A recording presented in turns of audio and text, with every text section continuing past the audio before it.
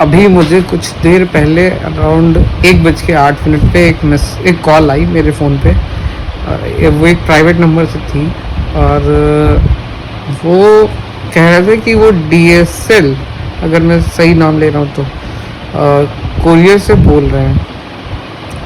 और उन्होंने मुझको ये बोला कि मेरे नाम से कोई कोरियर है जो कि मुंबई की किसी एड्रेस से चाइना में ताइवान के लिए भेजा जा रहा है। तो और उसमें मेरा आधार कार्ड लगा हुआ है। आधार कार्ड की मतलब सॉफ्ट कॉपी लगी हुई है, मतलब उसमें आधार कार्ड की डिटेल्स दी हुई है, मेरा आधार कार्ड का नंबर मेंशन्ड है। तो मैंने उनसे ये पूछा, वो बार बार मुझे आधार कार्ड कर रहे थे। तो मैंने उनसे ये पूछा, ये बताइए कि भेजने के लिए, कोरियर भेजने के लिए आधार कार्ड का नंबर क्यों चाहिए होगा? मतलब अगर लगता होगा तो मेरे को पता नहीं, मैंने कभी किसी को कोई मतलब इंटरनेशनल कोरियर भेजा नहीं है, तो अगर लगता भी होगा तो मुझे नहीं पता। लेकिन वो बार बार आधार कार्ड पे फोकस कर रहे थे और वो ये नहीं बता रहे थे कि कहाँ पे। चाइना में, ताइवान में ठीक है, लेकिन ताइवान में कहाँ, किस एड्रेस पे वो जा रहा था या जाना है उसे। वो मुझसे बोल रहे थे कि वो मुंबई में एक एड्रेस उन्होंने बताया। मैंने उनसे पूछा तो मैं अभी मैं अभी ऑडियो सुनाता हूँ आपको।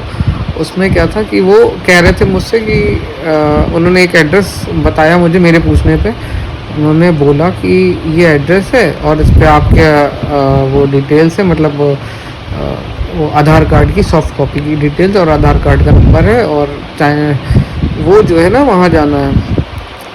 तो और उसको जो है मुंबई एयरपोर्ट पे कस्टम डिपार्टमेंट ने पकड़ लिया, उसमें कुछ इलीगल चीज़ें थी, ठीक है। तो और ये सब मैं बहुत शांति से सुन रहा था। उसका रीज़न ये था कि ऐसी सिचुएशन में पैनिक नहीं होना चाहिए, पैनिक होने से कुछ नहीं बनता। और दूसरी चीज़ ये थी कि जब उन्होंने बोला कि वो एक कोरियर कंपनी से बोल रहे हैं, और उन्होंने इवन एक नंबर भी दिया, टोल फ्री नंबर भी दिया मेरे पूछने पे। तो उस रिकॉर्डिंग में सब कुछ आप सुनिएगा तो पता लग जाएगा। तो हाँ, तो क्या कह रहा था मैं, हाँ, तो उन्होंने ना एक नंबर भी दिया। हाँ, मेरा ये था कि उन्होंने जब वो बोला ना कि वो एक कोरियर कंपनी से बोल रहे हैं, और मैंने शुरुआत में बोला था कि वो नंबर जो आया था, तो कोई भी कंपनी कॉल करती है, उसका एग्जीक्यूटिव कॉल करता है, तो वो कंपनी के नंबर से कॉल करता है, जो कि बेसिकली एक लैंडलाइन नंबर होता है। वो एक पर्सनल नंबर से फ़ोन आया, मैं नंबर दिखाऊंगा उस पर भी, जिस पे वो बात कर रहे थे, और वो मुझे एक कंपनी का नंबर दे रहे हैं जो कि टोल फ्री नंबर है। उन्होंने वो उस वॉइस नोट में खुद बोला, मैं पूरी बात तो नहीं रिकॉर्ड कर पाया, मतलब शुरुआत की बात नहीं रिकॉर्ड कर पाया, क्योंकि तब तक मुझे ये लगा नहीं था। जब मुझे लगा तो मैंने तुरंत ही दूसरे फ़ोन में रिकॉर्डिंग ऑन करी और जितनी भी बात रिकॉर्ड करी हुई वो पूरी एंड तक है। तो इस तरह का चल रहा है फ्रॉड। और लास्ट में जब मैंने उनसे पूछा कि उन्होंने मुझे सब कुछ बताया, बहुत पेशेंटली बताया, जितना पेशेंटली मैं उनकी बात सुन रहा था और उनसे सवाल कर रहा था, बात पूछ रहा था, उतना ही पेशेंटली वो बता भी रहे थे। बीच बीच में रुक रहे थे, वो अलग बात है, 1-2 मिनट का वो पॉज ले लेते थे कुछ बातों पे, उस वॉइस नोट में है। लास्ट में जब मैंने उनसे पूछा, ये बताइए कि जब ये नंबर कंपनी का आपने दिया मुझे, और और ये जो कॉल आई है मुझे किसी पर्सनल नंबर से क्यों आई है, प्राइवेट नंबर से क्यों आई है? जैसे ही मैंने इतना पूछा वैसे ही वो फ़ोन कट गया। 1 सेकंड के बाद वो फ़ोन कट गया, उसके बाद मुझे कोई कॉल नहीं आई। इस तरह के चल रहा है मार्केट में फ्रॉड। आप लोग थोड़ा सा बच के रहिएगा। मैंने वो नंबर ब्लॉक कर दिया है, मेंशन कर दूंगा, ताकि आप लोग भी ध्यान रखिएगा कि वो नंबर जो है, अगर आप लोगों के पास ऐसी कोई कॉल आती है तो आप लोग अवेयर रहिएगा इसके लिए, और अपने घर परिवार वालों को भी बताइएगा, स्पेशली आपके घर में जो बड़े लोग हैं। हाँ, वो इस तरह की सिचुएशन में जल्दी से वो परेशान हो जाते हैं, क्योंकि उन्हें आजकल के काफ़ी सारे फ्रॉड नहीं पता है। कुछ लोगों को पता है, सबको नहीं, लेकिन कुछ लोगों को नहीं भी पता। जिन्हें नहीं पता है उनके लिए और अपने भी सेफ्टी के लिए, कि आजकल बहुत सारे फ्रॉड। ये है वो ऑडियो, चलिए मैं इसको प्ले कर देता हूँ। पार्सल भेजने के लिए आधार कार्ड की क्या ज़रूरत है? सर पार्सल भेजने के लिए किसी गवर्नमेंट आईडी की जरूरत पड़ती है और आधार कार्ड भी गवर्नमेंट आईडी है सर। वो ठीक है, पार्सल भेजने के लिए सर एड्रेस होना ज़रूरी है, वो तो समझ में आता है। आधार कार्ड का क्या है? आधार कार्ड की सॉफ्ट कॉपी रजिस्टर की गई है सर इस पार्सल को भेजने के लिए। आगे बताइए करना क्या है इस पर? सर पार्सल के रिगार्डिंग मैं आपसे कुछ सवाल करना चाहूंगा सर, आप कंफर्टेबल हैं तो? बताइए। सर आपने रिसेंटली अपना आधार कार्ड कहीं लॉस्ट किया है सर? क्यों? सर मैं पार्सल के रिगार्डिंग आपसे कुछ कंफर्मेशन करना चाहता हूँ सर। पार्सल के रिगार्डिंग करना है तो पार्सल के रिगार्डिंग करिए ना, आप आधार कार्ड के रिगार्डिंग क्यों कर रहे हैं?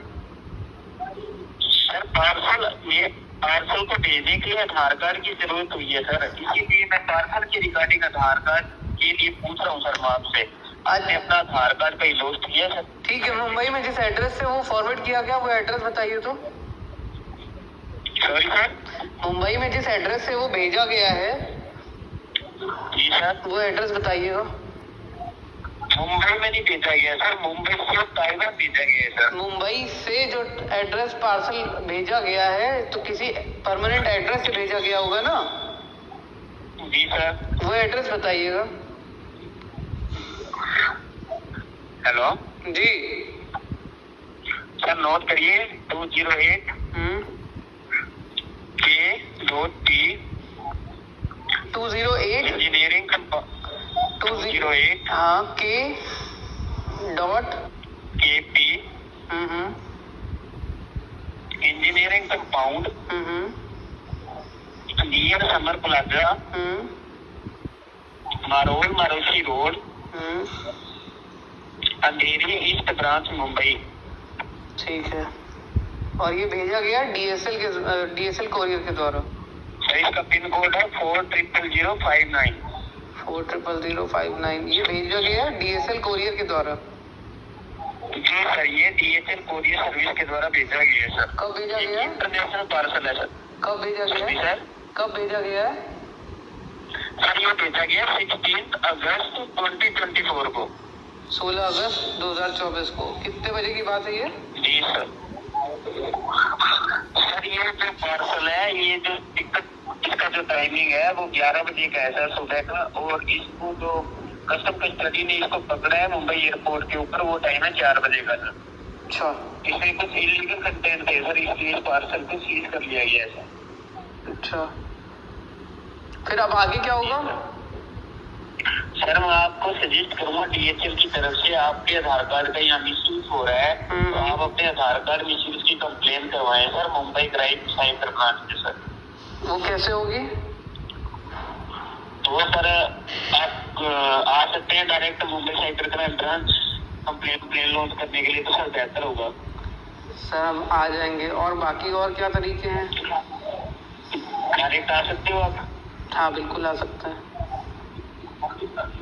ओके, आ सकते हो तो सर आ जाइए, फिर आप कंप्लेन लॉन्च करवा दीजिए।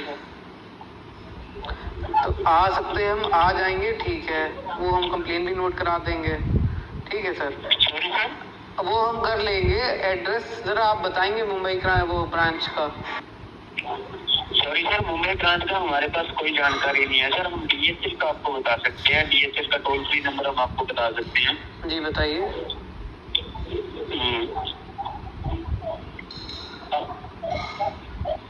नोट करिए सर, 1800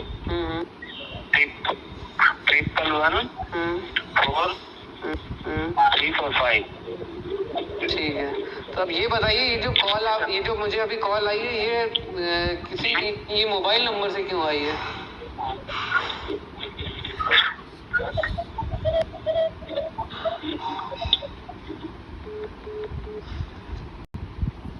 अब ये आपने ये सुना, जैसे ही मैंने उनसे पूछा ये कॉल किसी मोबाइल नंबर से क्यों आई है, वैसे ही वो कॉल कट गई। आपको बाद हो सकता है बाद में कॉल कटने की वो टोन भी सुनाई दी हो, और जो टू टू टू करके बोलती है।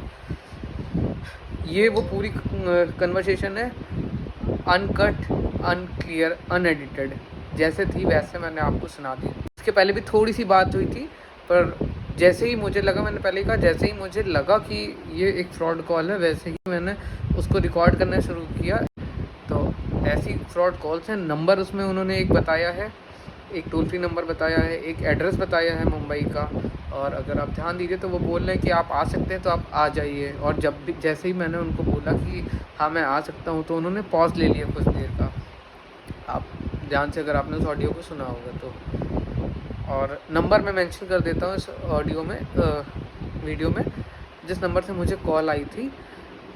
तो आप वो नंबर को भी देखिएगा, और अगर आपके पास भी आए तो प्लीज़ उस कॉल को मत उठाइएगा और उसे ब्लॉक और रिजेक्ट करिएगा और उसे स्पैम में डाल दीजिएगा अपने फ़ोन पे, ताकि लोग भी अवेयर हो जाए, और आपके अपने आसपास के लोगों को भी अवेयर करिएगा ऐसी चीज़ों के लिए। क्योंकि आपके ज़रा सा भी इन्फॉर्म कर देने से लोगों का थोड़ा सा भी किसी भी तरीके से आप बहुत सारे लोगों का बहुत सारा नुकसान होने से बचा सकते हैं। मतलब शायद मैं भी फंस जाता अगर ये इतने सारे स्कैम्स ऐसे ही नेट पे अपलोड हो करके लोगों तक नहीं पहुँचे होते, मुझ तक, आप तक और किस सब तक, तो शायद मैं भी फंस जाता। कोई बड़ी बात नहीं है। उसकी नंबर मेंशन करता हूँ मैं आपको, आप वो नंबर देखिएगा।